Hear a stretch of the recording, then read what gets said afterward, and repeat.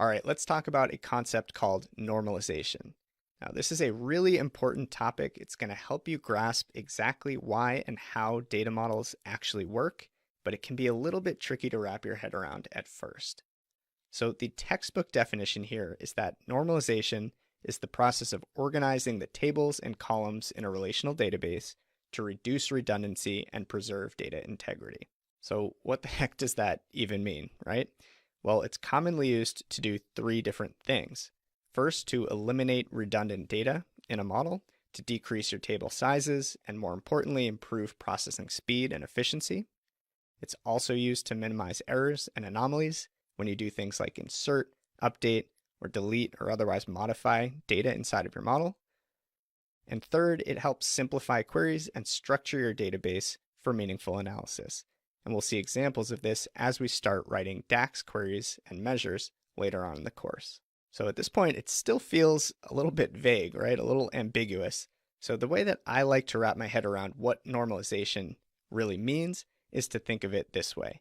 In a normalized database, each table should serve one distinct and specific purpose, and one purpose only. So you may have a table that only contains information about individual products. You might have another table that only contains daily transaction records, another that's a calendar table with information about dates, and maybe some others that contain attributes about your customers or your stores, and so on. And these should sound pretty familiar because these are the exact tables that we'll be working with in the project that we work through throughout this course. So let me take a stab at kind of bringing this to life and visualizing the concept of normalization a bit. Imagine a table that looks like this. You've got transactional records here, right? You've got dates of transactions, product IDs that were sold, the quantity of goods sold, but you also have product-specific attributes stored here as well, like the product brand, the product name, the SKU, and the weight. And because you have multiple transactions per day and multiple transactions per product, you end up with a bunch of redundant duplicate fields or rows here. In other words, every time a specific product ID is sold, we're storing the same set of information about the brand, the name, the SKU, and the weight in row after row after row. And you might be looking at this and saying, what's the big deal? Like, I've got all the information that I need for my analysis. I've got it all in one place, so that's great, right?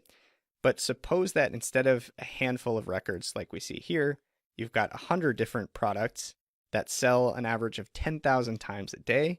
Now we're talking about upwards of 1 million duplicate rows for each date in the table. So the point is that minor inefficiencies like this can very quickly become major problems as you scale.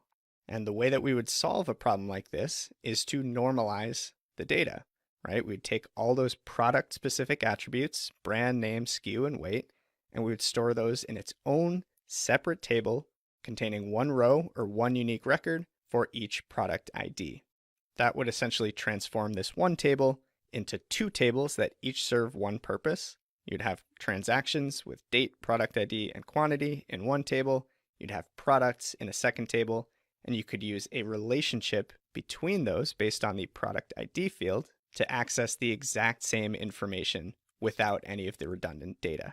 So hopefully that helps. We're going to walk through a ton of additional demos and examples to help really hammer this point home, but that's our introduction to the concept of database normalization.